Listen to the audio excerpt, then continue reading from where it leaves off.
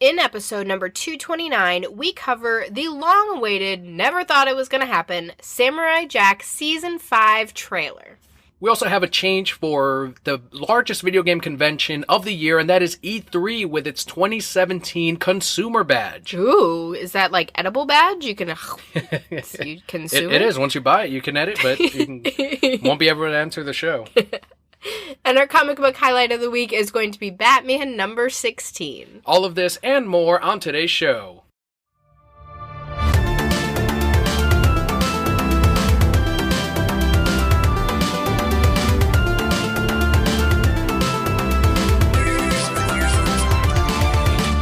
Hello and welcome to the Reasons I'm Broke podcast, bringing you the reasons we're broke, ranging from comics, movies, TV, video games, and much more. I'm Kelly. And I'm Daniel. And we are both on the mend from our sickness. Fun fact, so last week Daniel was sick. Right. The week before I was sick. But what you haven't seen in the middle of Daniel being sick and now is that he got me sick again. I did. What listeners are hearing, or what they got to hear back to back now, is the very beginning of us being sick and the very end now this week. So we sound essentially the exact same as episode number 228, even though we felt terrible on that middle, this last week. It was just fucking it was awful. Horrible. And we couldn't call into work, so we're just working through it. You couldn't call in. I couldn't actually had to call in to work for one day. And that was also the same day that I got up. I'm like, okay, I'm not going to make it today. I have to call in. I called in, but then I know the podcast still had like 20 minutes of editing left. And I'm like, and this has to go out to our Patreon backers. So I edited for those last 20 minutes, which took, 40 minutes, uploaded all of that, filled in all the descriptions and tags and knocked it all the fuck out. And that was like the last bit of energy I had left before I finally went, okay, I gotta crash on this goddamn couch. And I just watched Netflix endlessly for hours. You came home, I was still on that couch watching Netflix. You were. I came home, you actually had a fever. So I stuffed you full of medicine. You never take cold medicine. But you let me stuff you full of medicine for 3 days. And you slept 14 hours a day for the next 3 days to get better. Even on Saturday, I woke up the same as when I had that fever. But I'm like, I'm weird. I don't like calling in to work. So I forced myself to go on Saturday, feeling the same as I did Sunday. So I guess technically I could have worked on Friday, knowing now that I made it through Saturday. But that Saturday was fucking miserable. And I would probably be worse off now, today, if I hadn't taken that one day to just lay down and rest. So I'm going to give me getting better credit two things. Well, three here. One, my superior genes, because any common man would have died from this super virus. Of course, I'm sure. Two, the 1 day of rest that I got. And three, that I forced it and went to work and just worked through it so that the virus eventually saw that and said, you know what? We're not going to fucking kill this guy. He's just, let's pack it up and go home, boys. We're going to sweat this shit out and leave. And maybe four, that your wife, I don't know, took care of you and woke up with you 4 times a night to make sure you were okay. The real reason. The real reason. Gave you some medicine, some soup, some hot tea. Well, the While she was sick, too, for by sure, the way. with the symptoms. But yeah, the soup and the rest is, that's how you get better. Everyone knows this. It's not, some people think that medicine, unless it's like a vaccination, is what, like NyQuil does not actually get you better. No. It just helps hides you the sleep. symptoms. That's all it is. It's not curing you. And that's something I always thought of as a kid, too, is, oh, this medicine's going to make me feel better. It's going to make me better. No, it doesn't. And that's why I've always been like, well, I'll just tough it out because it doesn't matter if I take it or not. But NyQuil helps you sleep, and sleep is when your body heals itself. Correct. And that's why I agreed to it, because it's fucking NyQuil. And I can see how people get addicted to that shit, because normally I already have enough trouble sleeping. My mind's racing all the time, thinking. I have to be watching something to exhaust my mind. It works opposite for me. Some people get wired up. But for me, since I'm always like constantly on the go, watching something that just gets my entertainment and focus on one thing, it puts me to sleep. I don't know why. So I've been watching Netflix. That's something I do anyway. I watch YouTube and I watch Netflix late at night. But I finally saw Cape Fear, which took me forever to fucking watch. That's on Netflix. I watched that. Robert De Niro was amazing. There's a scene in there that I was telling you about. the whole plot is it's this convict that's trying to get revenge on his old defense lawyer from 14 years ago. And his revenge is to rape and murder his wife and 15-year-old daughter who's turning 16. And he went to jail for raping a 16-year-old.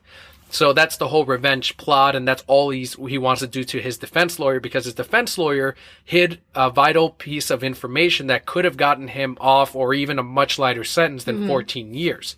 And the defense lawyer did it out of a moral epiphany as opposed to doing his job. Right. So that's where the conflict comes in. I'm like, holy shit, this is fucking amazing. Well, there's a scene in which the convict is communicating with the 16-year-old, and she doesn't know at the time that this is the convict that her dad is freaking out about, and meets her at school and pretends to be your teacher for I think it was English, like English literature, and says, hey, calls her up, I'm calling all my students, going down this list here, and the classroom changed, you got to come meet down at the auditorium. So she goes down there, and it's only him. And he essentially seduces without sleeping with her, just seduces her into trusting him. And she figures out that it's the convict, but she trusts him because she's yearning and no one's listening to her, and her dad doesn't trust her, and her parents don't trust her, and he does, and he's the bad guy, but he's open with her. But he's good, and he's going to change for her. I guess so. When reading up on the IMDb trivia, I was amazed to find out that scene was improvised between the actress and Robert De Niro. The whole scene was, it was done so well on Robert De Niro's part, where she actually developed a crush for for Robert for the rest of the filming. And they filmed it 2 more times, 2 more takes, which it was a little bit more scripted because then they knew what they were doing, but they used the first take, and that's what you see in the movie. I'm like, I love that shit. Like, when you see that scene, or when you think about that scene, you're like, holy shit, Robert De Niro. And the actress as well. It's also natural. And she legitimately falls for him, and it's all on film. Great movie. If you haven't seen it, Cape Fear on Netflix. Well, I'm glad you had all this time to watch movies and call into work and get better. Because I could not call into work because I was scheduled to open. And when you open, there's nobody else to open. And I'm in a position where I have to be there before everybody else. Like, state law, I have to be in the building before anybody else. So I opened, and the one day that I could have called in, like I didn't open, one of my other peers called in because they also had the death flu. So I was like, well, there I am. And then every day my boss would come in and say, how are you feeling today? I'm like, I still feel like shit. And he's like, well, sorry, can't let you go home. I'm like, that's so shitty. All right, thank you. Sorry, can't let you go home. He's like, there's like 4 of you today? No, sorry, can't let you go. Wish I could. You should go to the doctor. I'm like, all right. I'm glad we're both on the upswing, though. Yeah, finally. Death flu. But apparently, like, all of Florida has the death flu right now. It's just everybody. I tried to go to the doctor. I tried to go to urgent care, like, halfway through because I was done with being sick for 2 weeks. And it was a 2-hour wait to see anybody. And I was like, no, I will just die. That's fine. 3 of my coworkers were sick, too. And I guess you also had a shit ton of coworkers that got sick. Yeah, a ton of people at work got sick. There were just call-ins left and right. And it's like, yeah, everybody's sick. Something else I saw on Netflix, The People vs. OJ. Holy fuck. It's an FX production. It's up for an Oscar for because they played it in certain theaters as a limited release. So they're like, all 7.5 hours, it counts as a movie. And it is on Netflix. That's another one that everyone needs to fucking watch. I don't care where you stand on the OJ trial, what you think it actually is. These 7 hours, and it's broken up into episodes, are some of the cheesiest fucking moments and some of the most brilliant moments of television, I guess, or movies that I've seen produced last year. And there's some, I don't know, it's fascinating how they go from bad acting to weird editing decisions and then over to like amazing acting and directing and episode writing. I can't believe it. It's such an up and down roller coaster that I'm like, this is fucking entertainment. I am entertained as shit. I'm going to watch all of this. I stopped watching Stranger Things for The People vs. OJ. It is incredible. Cuba Gooding Jr. plays OJ Simpson. Does a great job. When he proclaims his innocence, they play like a record scratching, like, it's like, this is some weird hip hop. Yeah, it's that kind of thing. Like a deal with it meme with YouTube. Like, it was one of those. Like a Thug Life? Like a Thug Life video on YouTube. Whereas the whole thing around it has been super serious. And then out of nowhere, they had like this goofy editing decision and noise. And I'm like, this is great. This is incredible. More of this, please. And I'm almost halfway done. And I'm going to finish that shit before this episode goes up. That's how fun and entertaining and good this is. You enjoy that. I'm going to go back to my openings at work. This week's episode, we don't have tons of news, but it is a spattering of random news from all kinds of categories. I mean, we're kicking it off here with the video game side first. Have we mentioned yet that the format of the podcast? No. So the way we start out is we start out with some news or fun stories of our life. And then we follow up with a comic book highlight of the week. But before we get into that, we do have a weekly hashtag game that we put up. And I got to contribute this week, so I'm pretty excited. I gave you the heads up. Yep, we got to talk about this hashtag game. Did you give me a heads up for another one? I gave you like 2 heads up. I don't remember them, so you're going to have to remind me. So I can get yelled at for forgetting to remind you again. Yes, thank you. So this week's hashtag game was hashtag Pokemon a comic book. So my contribution was Batman Adventures, Harley, and Ivysaur. That's pretty epic. Thank you. I love my Harley and Ivy, and you love your Ivysaur, so perfect. We also have a contribution from Broquette, Josh, from the Beyond the Start Button podcast, who said, How to Train Your Dragonite. There you go. I would love to train my Dragonite. And it does count. It was a comic book. Yes. They did do an adaptation of the movie. That's awesome. Perfect. And then my contribution, I thought this was very clever. Spider-Man Key. I didn't expect that either. What, Spider-Man Key? In like a minute. Yeah. Less than a minute. Less than a minute. Just like Spider-Man Key. I'm like, shit, all right, that's going to the notes. Go tweet that. So thank you to Josh, who contributed, to Daniel, who reminded me to come up with this hashtag game. And check out our Twitter every week. Daniel puts these up frequently of all these different hashtag games. And I try to think of things. I'm only really good with food and Pokemon. Yeah, answer them on Twitter at Reasons I'm Broke. I also put them up on our Facebook page, facebook.com/TheReasonsI'mBroke.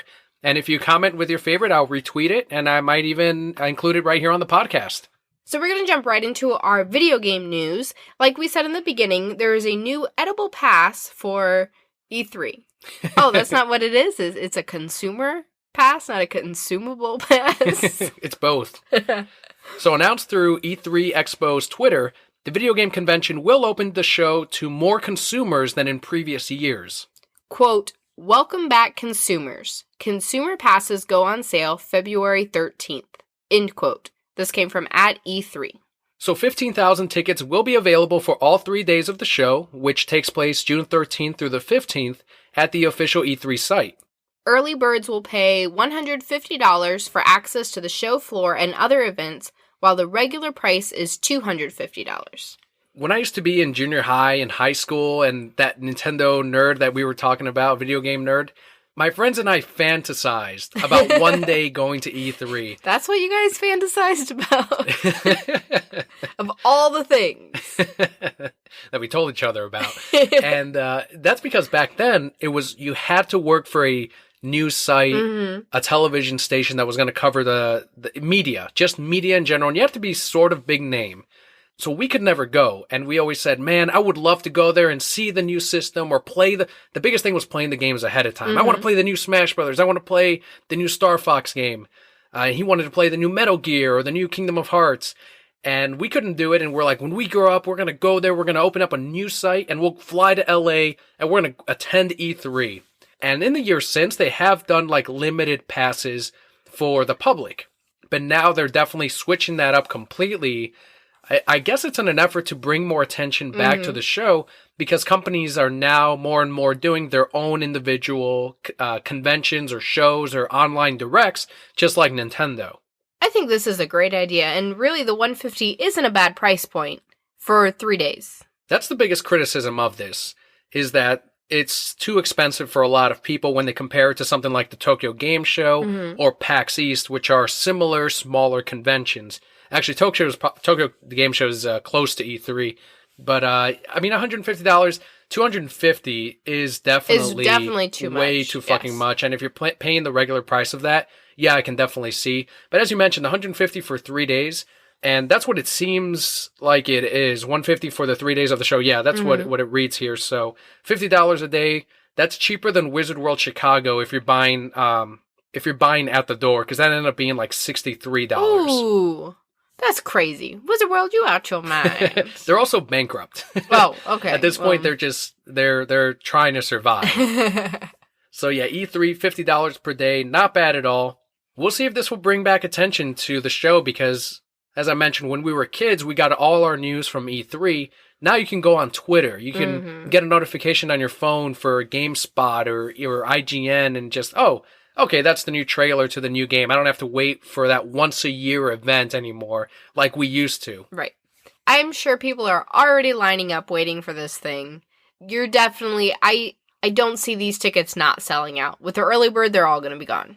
You think opening to the public is going, as opposed to keeping it just media, having the riff-raff enter the show, do you think that's going to, in fact, help the convention? I think it would, because you got to think about it.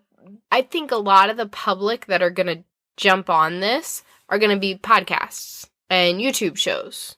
I can definitely see for sure YouTube shows. So not really, I don't want to say legitimate media because that's not right, because it is media, but not the type of media that they've typically catered to, is what I'm trying to say. Big name media. Correct. So you're going to get, for instance, YouTube channels that have hundreds of thousands of viewers, and now they have the opportunity to go there and get this information out to their viewers first, rather than waiting for the whole show and then doing a commentary on the show. But yes, you will have riffraff. Somebody's going to break something. Someone's going to steal something. They're going to break a statue. You know those giant dioramas that they have? Yeah. Someone's going to kick one in and put a fucking hole. Somebody's going to get drunk. Thing.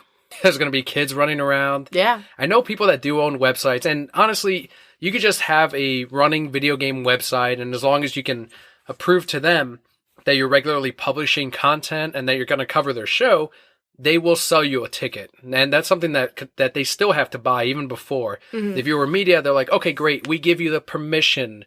We pardon you so that you may... You're pardoned. You may give us your money to enter this convention.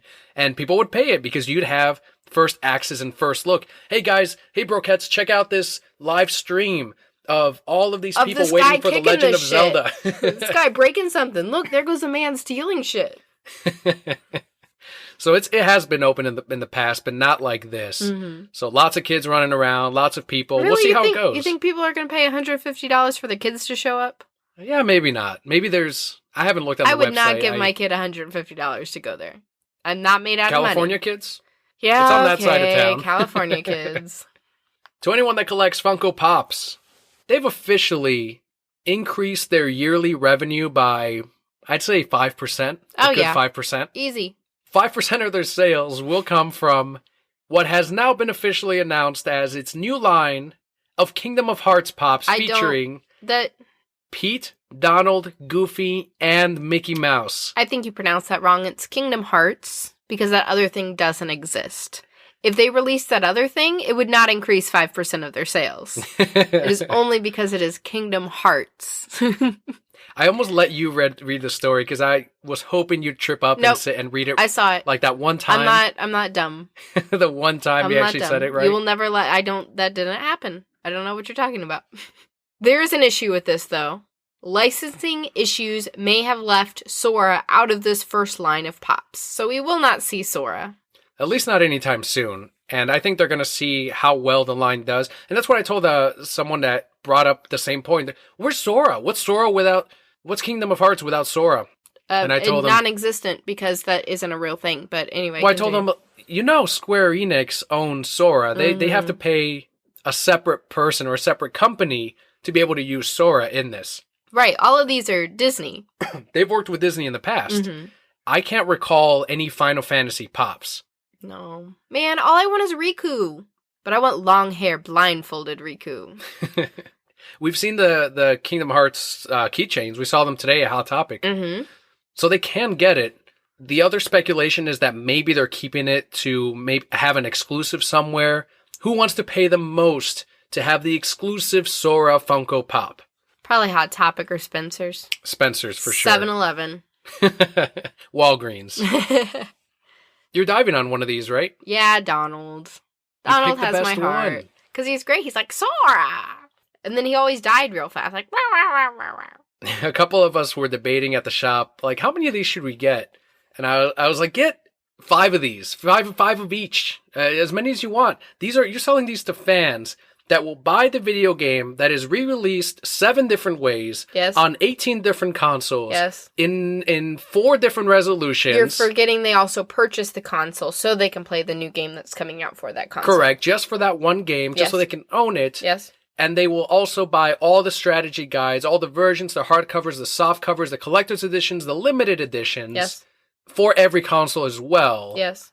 Just so that they can complete their collection. Yes. And will forever fall into the Kingdom of Hearts 2.9, 2.95, or the Xbox 360 version of 2.9. Oh, now we got to put them all together for the Kingdom of Hearts collection. And then they can come out with Kingdom of Hearts 3, Limited Edition, Collector's Edition, Special Edition, Director's Cut Edition, Kingdom of Hearts 3 Extended Edition, Kingdom of Hearts 3.5, and then do another collection of all the Kingdom of Hearts games put together.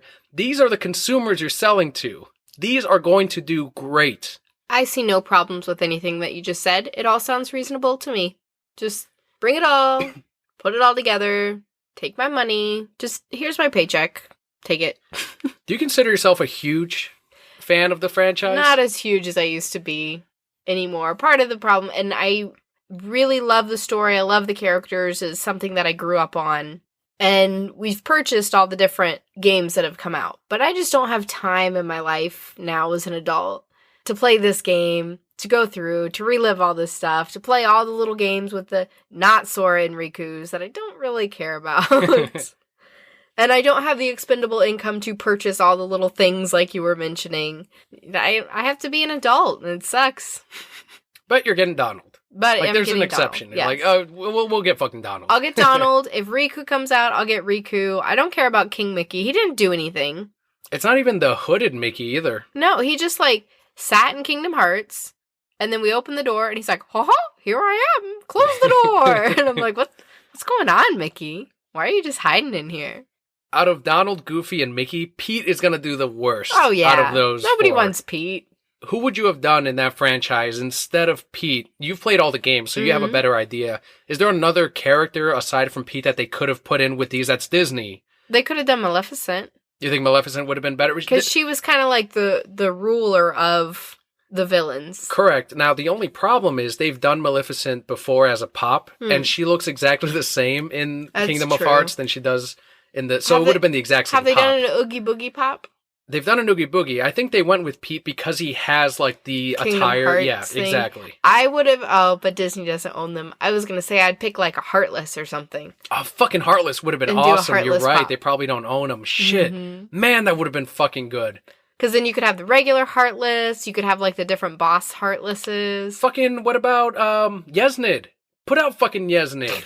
Nobody's Yesnid gonna buy... He would do worse than Pete. Calm down. No way. Yeah, Yesnid he would. Are you serious? Yes. Put out a poll. Put that shit out on Twitter. Brokettes, which... And it's Yin Sid. Not Yesnid. Yin said? Yin Sid. Yin Sid. Brokettes, who would you buy? Yin Sid, a Funko Pop of Yin Sid, who walks you through Kingdom of Hearts and tells you the lore. Or Yesnid.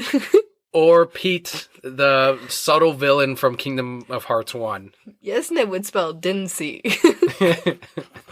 Let us know on Twitter at Reasons I'm Broke, Facebook.com/The Reasons I'm Broke. Or at Kelli, because that's a cooler Twitter handle. I'm just throwing Tag that us out there. both.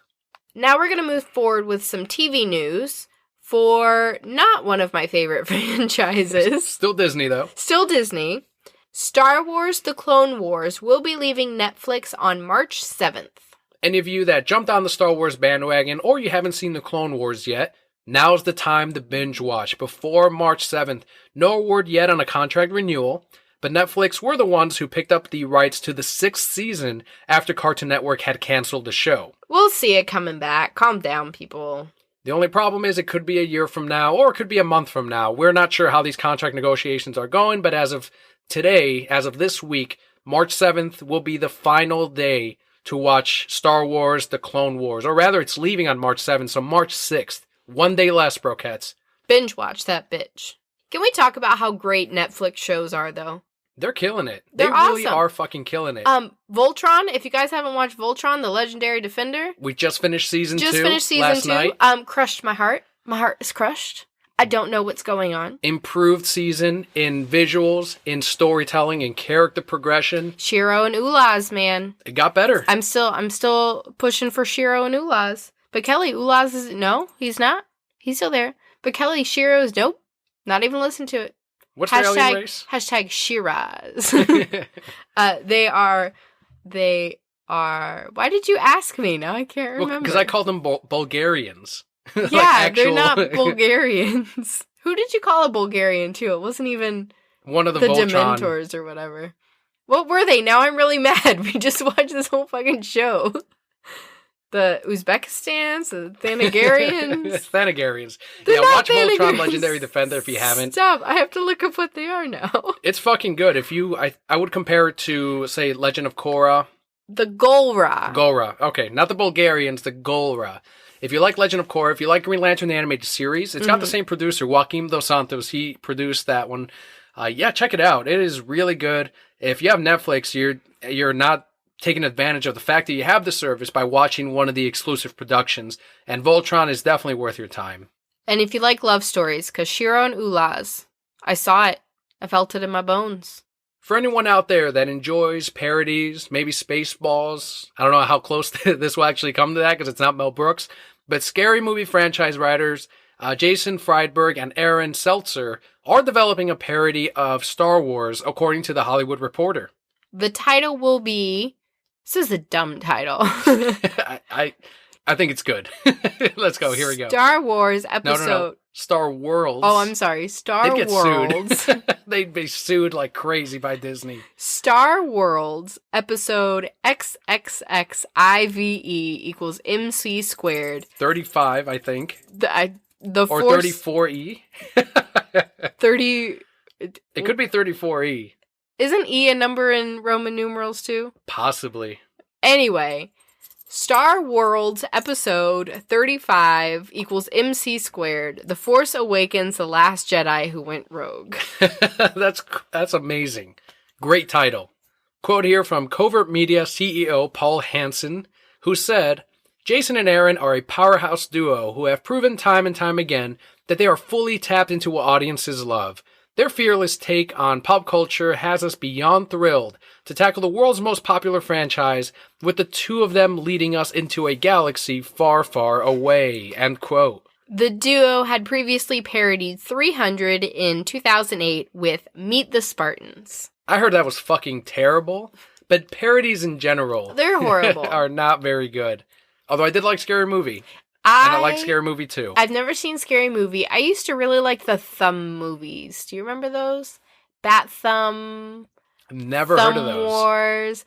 So it was people and they just used their little thumbs and put costumes on them and then superimposed their face on the thumbs. That's creepy. Yeah, it was real creepy. But I really liked them. They had like the Thumbtanic and stuff. It was great.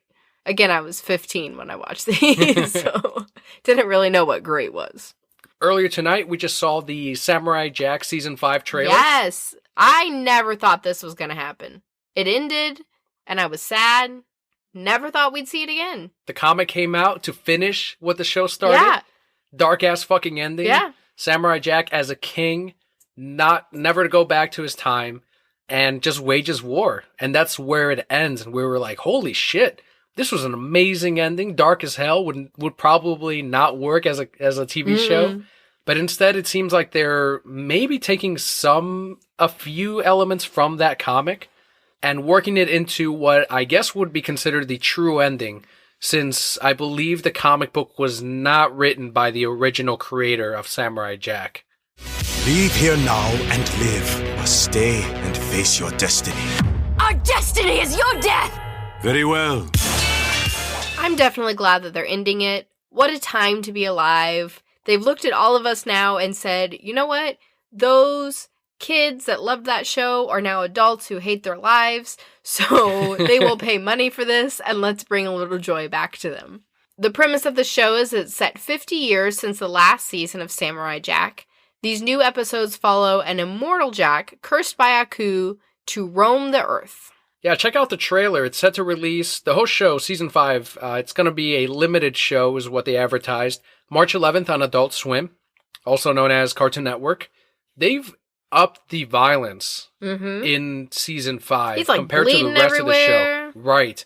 And it's incredibly dark. It seems to be set in the future with what looks to be an offspring of Aku. It looks like a female Aku. Mm-hmm. And she is training a set of assassins to go after Samurai Jack. And I'm sure they'll connect it back to Aku, and maybe even the villain will come back as he returns and goes back to the past. Of course, the original voice actor has passed away since then, and this could be a way to pivot away from it. Mm-hmm. But it looks incredible. It retains the same animation style. It looks a lot cleaner. It just benefits from the fact that it's releasing in 2017. Mm-hmm. Absolutely. We cannot wait for this to come out. Finally see Aku motherfucker get what he deserves. Maybe it's really Aku, not like offspring. And we just found out that he was a woman with a smoker's cough for all these years. I'd buy it. So right back to Disney. We had criticized last week, maybe 2-3 episodes ago, one of the biggest problems with the Marvel movies. And here we have Marvel Studios president Kevin Feige, who's commented on the recent criticism that his movies have weaker supervillains. He might have heard our show and probably felt he needed to put out a public statement. Mm-hmm. Quote, Kelli and Daniel are right. They always are. Our supervillains are shit. End quote. Check them out at www. I'd watch every Marvel movie and give them like glowing reviews if he fucking said that. The real quote is, quote, it always starts with what serves the story the most and what serves the hero the most. Feige said this to IO9. A big criticism of ours is that we focus on the heroes more than the villains. I think that's probably true. End quote. It's kind of a self-righteous attitude to take on there, right? This is what serves our story, and yes, we do this. People like the lighter movies, and that's what we're about. We're still making money, aren't we? Who gives a shit? Feige, he pointed to Marvel Studios' debut in 2008 with Iron Man, contrasting it with Warner Brothers' The Dark Knight. Quote, in 2008, 2 superhero movies that came out, one focused on the villain, one focused on the hero. And we at Marvel looked at them like, yeah, we focus on the heroes. We don't mind that. We like that. Please don't start a flame war. Nobody wants that. We don't do that. But, again, it really always is what serves the story. End quote. So, DC was shit, and we were not shit. One of those is better than the other. I thought about it when he said that one focused on the villain, and I went back, I'm like, did The Dark Knight focus on the villain, or is it that Heath Ledger's performance captivated audiences? And it's definitely the latter. If you break down the story, it's not the story of the Joker. It's about Batman's struggle with a friend who's Harvey Dent, a love interest, Rachel Dawes, and the fight for Gotham, which is orchestrated by the Joker. But it is all about Bruce Wayne. I don't even know if I'd agree on the DC villain or on the DC comics that the publisher focuses on villains more than the heroes. I think they do put more work into fleshing out villains, into fleshing out the stories and the heroes. And because of that, it may seem that DC is more focused on villains. I think it's also a byproduct of the fact that they have cooler villains at the end of the day than the Marvel side. Not to say that Marvel doesn't have good villains, but they just seem to be more captivating. And honestly, you've got the Batman universe and the Batman Rogues Gallery, not even counting like the Flashes or Green Lantern's Rogues villains. Even Batman's alone eclipses anything that we've seen on the big screen. And that's really what it boils down to, is DC takes the time to make a villain that people can relate to, that people want to find out more about. Mm-hmm. Whereas Marvel is just, here's our heroes have this, the limelight, our heroes are great. That's fine, but I need to care about why, I need to care about the person that they're fighting. Yeah, there needs to be a real reason behind why they're fighting. Not just, I was a god and now I'm not a god, so I'm gonna be a god again. I'm super strong now. Ooh. Take over this world. Yeah, we've seen that, and I think that's the biggest thing. I mean, what can you say if you're Kevin Feige without trashing your own company? I think he said probably the best thing he could from a PR side. Mm-hmm. But if you stop and really think about it, I mean, we have the reasons in front of us, and the consumer can really see, like, well, this is actually why.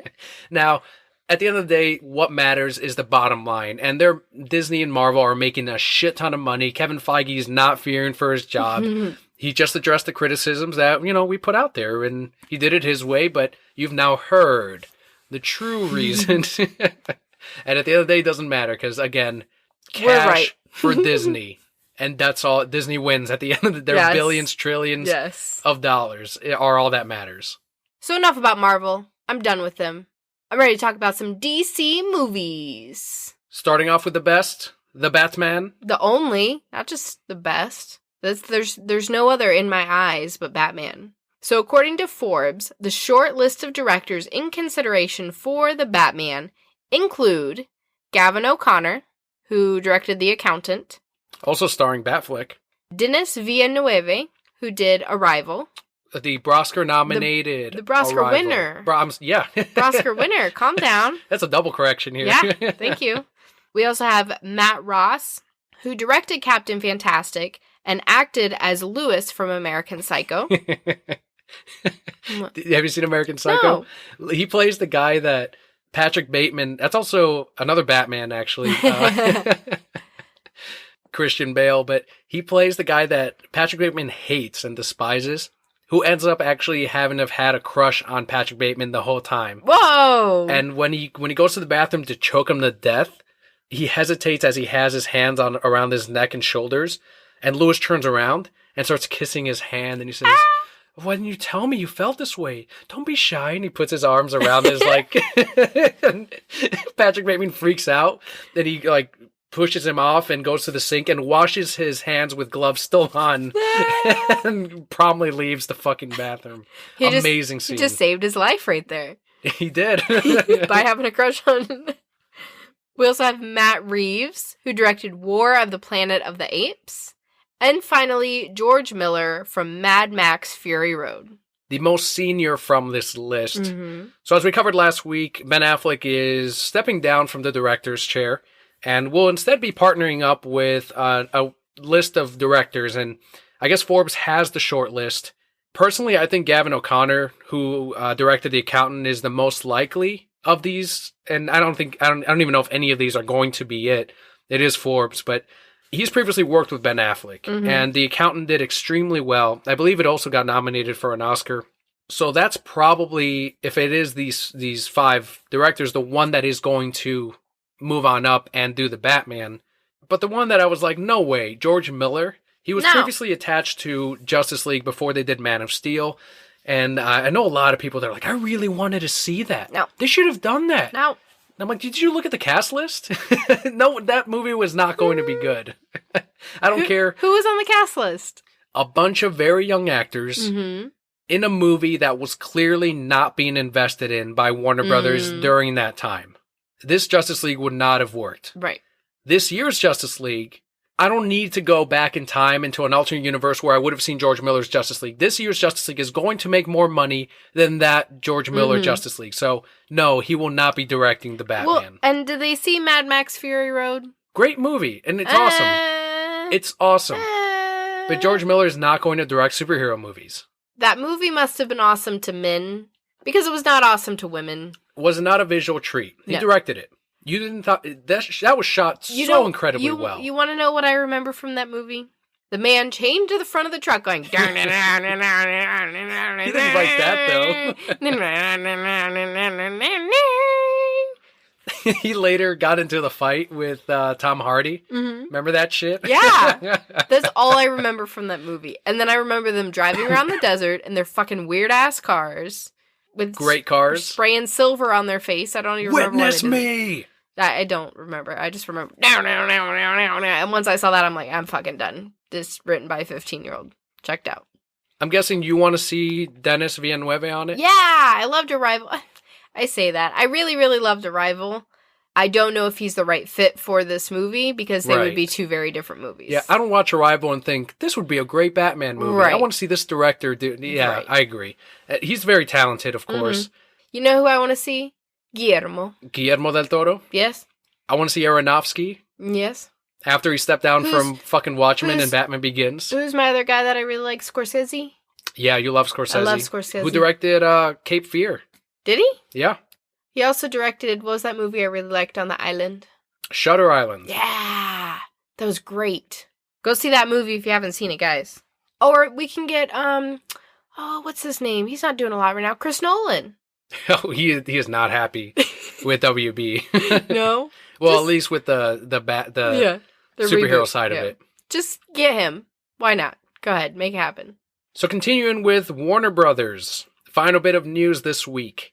The studio is continuing to explore plans to offer some of its films on home video in as little as 17 days after their theatrical debut, according to Variety. This isn't quite as great as it sounds. There is a price. There is a price. There's always a price. Several unnamed sources state that one of Warner Brothers' ideas is, of course, to offer the film 17 days after they open in theaters.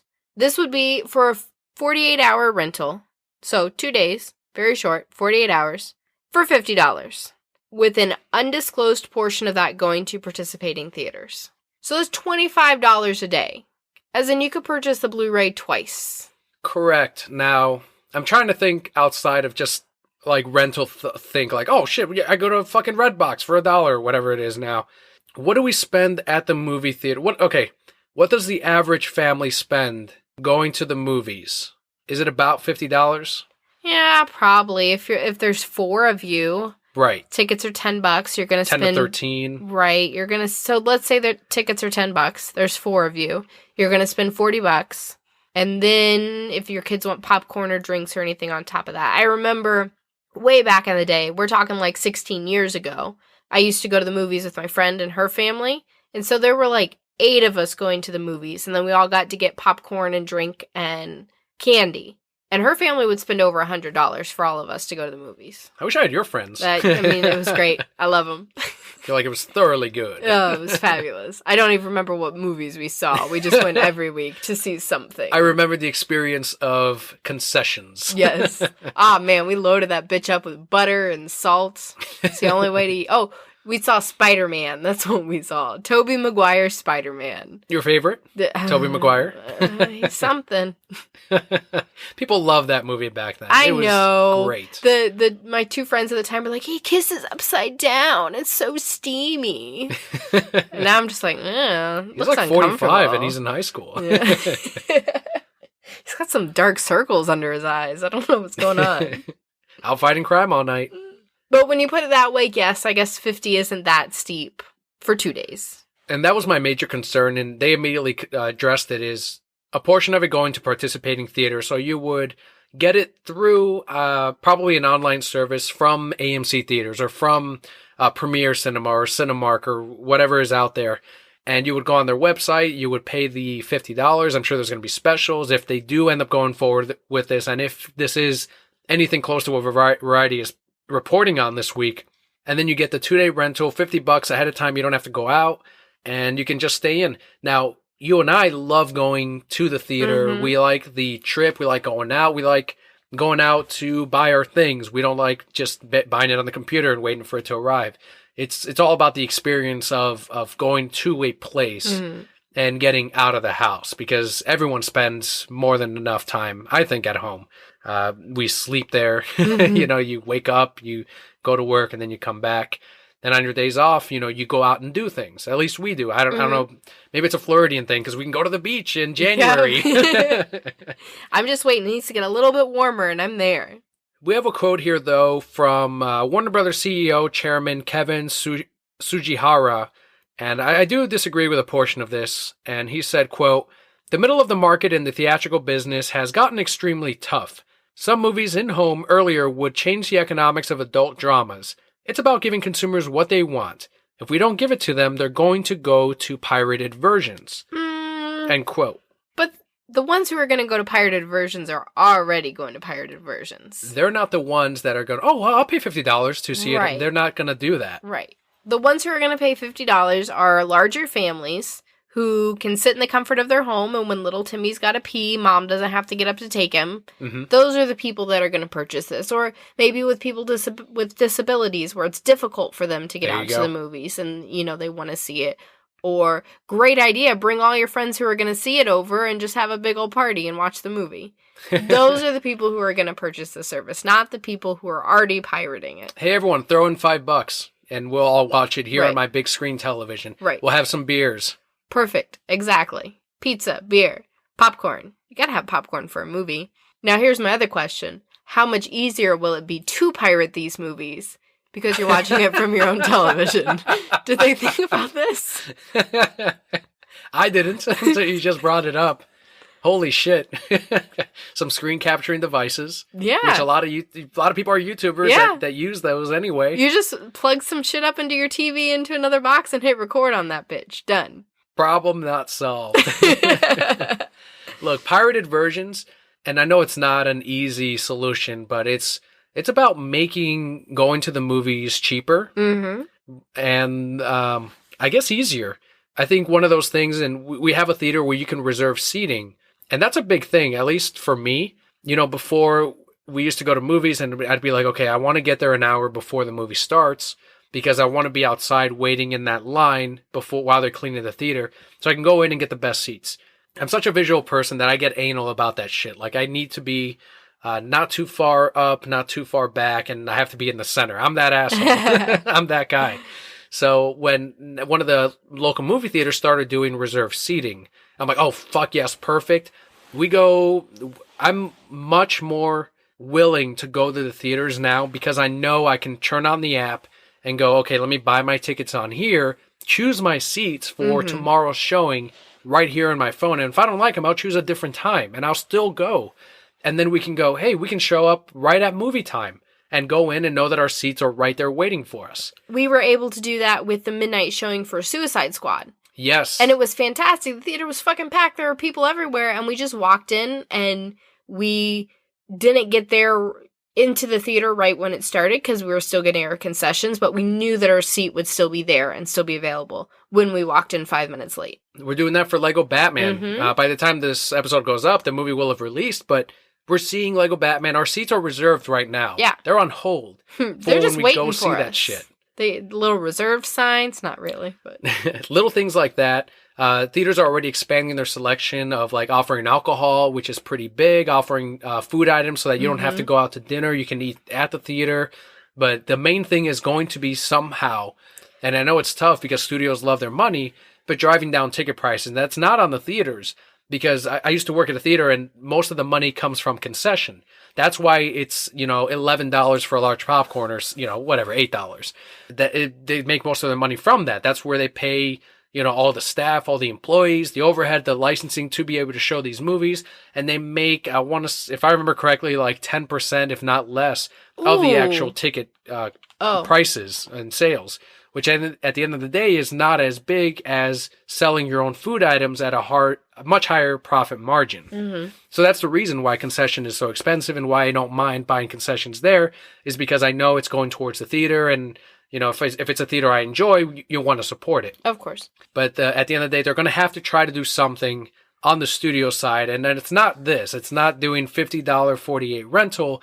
It's, $6 ticket pricing or I don't know. That's the way to go, I think. If most consumers can go to the movies at a $6 price and it's not on a $1 Tuesday or whatever, they will go more often. The day they put a Taco Bell in the theater is the day that I show up every week. I'm sure that exists somewhere, but put that shit in Florida. Kelli, put that in Central Florida. Yes, please. Put that in Orlando, because I will just be there all the time. Bean burrito, no onion, please. Thank you. Going to see my movie. Kelli, you're here every day. There's cheaper Taco Bells out there. Yeah. Or I can watch Wonder Woman and have my burrito. Yeah, it's perfect. America. So there you have it, Brokettes. Let's move on over to the Brokettes. Patreon shoutouts of the week. This week it goes out to Bobby, whose Twitter handle is @CubanSlim. Cuban Slim.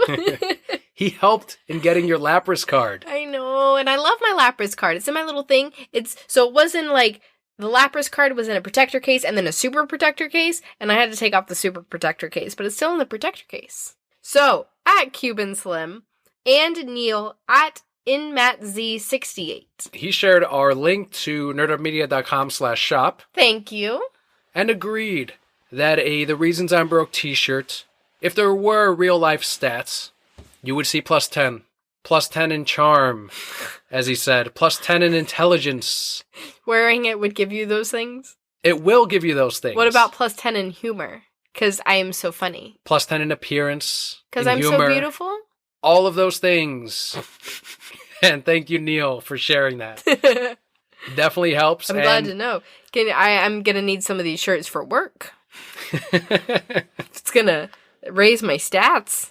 Will it give me a +10 in patience? Of course. Okay. The patience I go through in editing every week. All right. Because I need some patience. If you too would like your Patreon shout out every single month, head on over to patreon.com/thereasonsimBroke. As little as $1 for a shout out on the podcast that just came off of its second largest month in the podcast history and downloads. Get on patreon.com/thereasonsimBroke. That Evans, for even $1, about a quarter an episode, you get your shout out. You get the podcast early. You get a special link just for the podcast where it will download to your favorite device.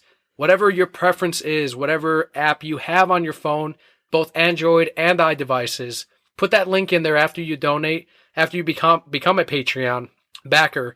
And every week when I put out that episode, you will get it first. It will go straight into your device. You will listen first. When we do those contests, the giveaways like we did last week, you get first access to it. But of course, guys, our podcast will always be free. Best thing you can do for us is leave us a review, leave us a comment, tell other people about us. If you're going to leave us a review, particularly iTunes, it helps bump us up so that other people can find our show also. Yes, that is a huge source of our downloads. It is on iTunes. We currently have 23 reviews. So if you want to take 2 minutes to just leave us a review on iTunes, that will go a long way in helping new Brokettes join the family. We also want to give a huge thanks to DecalAvenue.com for helping us out at the $5 tier, which is for the decals that go out, and this round of decals is for The Legend of Zelda, according to Patreon polls. And the Brokettes have decided, a majority, that it should be The Legend of Zelda. Look out for a gold decal, Brokettes. This is a beautiful decal, by the way. If you are a Zelda fan, Link fan? Zelda fan, you will love this decal. To many, it's still Zelda. So thank you once again to all of our supporters. You have no idea how much it really helps with the show. Helps us give you a great product. A good product? A product. A product. Every single week. Yeah, they keep tuning in, so we must be doing something right. Yeah, thank you. Seriously, thank you so much for the downloads and the listens. It definitely helps us keep going. Since 2012, it's because of the listeners, and that's why we keep doing this every week. But before we wrap up, guys, we are going to give you our comic book highlight of the week. This will be a jumping on point, titled I Am Bane Part 1, and this comes from the ongoing series from DC Rebirth. It is Batman number 16. This is written by Tom King with art by David Finch, and the colorist is Jordi Belair. If you're thinking, I want to get into comics, I don't want to get the first 15 issues of something, I just want to jump in on the latest, that's really the way to go if you're just getting into it. You don't have to get, for example, Detective Comics numbers 1 through 967. Just jump right in at whatever's out. Everything will forever be a jumping on point. Everything will eventually be in the middle of a story arc anyway, but you will eventually be like, okay, I get it, and you will be fine. But DC has made it even easier by putting on the very front on the cover, I Am Bane Part 1. You can read Batman with Batman number 16. This was a much lighter book than we've been seeing recently, and I really kind of enjoyed it. It was humorous. You get a moment with all the Robins together. Yes, they're all still Robins. But all of them interacting in a pretty funny place. I don't want to hear, again, that you want DC to be lighter and fun and just make it light. I don't know why they're so dark. I don't want to hear that again. Because, one, the DC movies are already moving in that direction with Warner Brothers. We saw that with with Suicide Squad. Mm-hmm. We're seeing that with Wonder Woman. The early trailers are not anything like BVS. And now with DC Rebirth, this is the jokiest of the Batman books that we've seen. And this is what people have been asking for. So now you're getting it. Don't want to hear that again. But you know what? The quality hasn't suffered. Because at the end of the day, whether it's too dark or too light, the story is what matters. And we've said before, we don't mind either way.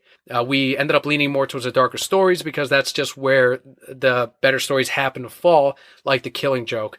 But it is the return of Bane after he has returned to the drug that is known as Venom. Ending is a little bit of a cliffhanger. They want to make you think something, and I don't think it's true. Right. It's comics. Yes, it's comics. Overall, I think it's setting up for a good story where we're going to get to see a lot from the Robins and Batman being an overprotective dad. I still love seeing that. I never get tired of Batman saying, "Get out of Gotham. I'll take care of Bane." You know they're not going to listen to you, Batman. You know you're going to protect them, and maybe a Robin or 2 or 3 will die. Like it just Oh, great. They just all kill them all. They know they're working with Batman. The most dangerous villains. What do you want? What do you expect? He expects to save them every single time. He knows they're not going to listen, but he's going to be mad at himself if he doesn't at least try. I think Batman as a series is definitely also on the upswing, just like we are. It was I don't know, maybe I'm not speaking for you, but it was my least favorite of the Batman books. Isn't that the one with Catwoman where they were in love? No, I like it. Yeah, that was the last arc, but at the beginning it was with Gotham Girl. Oh, yeah, no, that was, I think his name was just Gotham. Gotham. It was a rocky start, but it is now like starting to hit its stride. We've got Detective Comics, which is still the strongest of the Batman books, and All-Star Batman, which just came off of the Mr. Freeze arc, which was amazing. The Two-Face arc was good, but it wasn't as good as Detective Comics, and now we're about to jump into Poison Ivy. So far, Batman is holding strong on the DC front. Superman is the strongest. I'm telling you, Brocats, I'm still telling you, if you're a comic reader, read Superman from DC Rebirth, not Action Comics, Superman. You will not regret it. And then pick up Super Sons with it, because that's the same writers, I should say. And then you've got Dustin Nguyen doing the variants for it. Fucking win. Super Sons, Superman. Dustin Nguyen. So, yeah. Otherwise, if you want to get on Gotham, Batman number 16, definitely check it out. And that will do it for our podcast this week. Not a lot of news, like we said, but we're recovering. We can take it a little slow. We are. Something I did forget. With the Broskers, because this isn't the last time we've heard of the Broskers. Maybe now it is with 2018, but we got into decals. Yes. With the Brosker Winners 2017. Put it on our Suicide Squad Blu-ray. Putting up a picture this week. Awesome. But I needed a minimum order. I couldn't just get like 1 or 2 for the movies we own or the winners. I had to get a minimum of 20. So, this is just to listeners. I'm not tweeting out this offer because I want it to go just to listeners if you guys want it. If you have a Blu-ray copy or DVD copy of Arrival, Suicide Squad, and or Zootopia, let us know. Send us a picture of your DVD or Blu-ray case, and I will mail you a 2017 Broskers winner decal to put on your movie. Wonderful. That's amazing. Again, I'm limited to about 20 of them. So send those pictures over to @ReasonsI'mBroke. The sooner you do it, the sooner you will get the decal. And of course, no cost to you on the shipping charges. But yeah, if you want one of those and you want to stick it on your DVD and Blu-ray to enhance the value. Yes, of course. Putting a decal of Broskers Winter 2017 on your movie will make it worth more than when you bought it sealed. Yes. Coming from me. Take my word. Alternative facts? I didn't say financially worth more. It's worth more. Worth more. Oh, it's worth more. It's emotionally worth more. It's something worth more. It's aesthetically... Look, it's got a sticker on it with a winner trophy thing. To your non-listening friends, they'll be like, oh shit, this won a Brosker? Yeah. I want them to think it's really an Oscar. They'll be like, that was an Oscar winner? Yeah, sure was. And maybe it was. We don't know yet. We don't know. So we'll see if the Oscars fully copy the Broskers. Or if they choose the wrong winners. The wrong ones. Yes. That's lose-lose on the Oscars. So yeah, tweet us those pictures. Again, Suicide Squad, Arrival, or Zootopia. @ReasonsI'mBroke and @PalpaKelly. #Broskers. #Broskers. #Broskers 2016. 2017. Now we're confusing them. Yeah, I'm sorry. Give them the final hashtag. Hashtag Broskers 2017. There you go, Brokettes. So thank you so much for tuning in and for listening this week. Make sure to follow us on Twitter, Facebook, Tumblr, Pinterest, Instagram. You can find the link to everywhere you can find us at thereasonsimbroke.com. Thank you guys so much for tuning in this week and every single week. I'm Kelly. And I'm Daniel. We'll see you next week.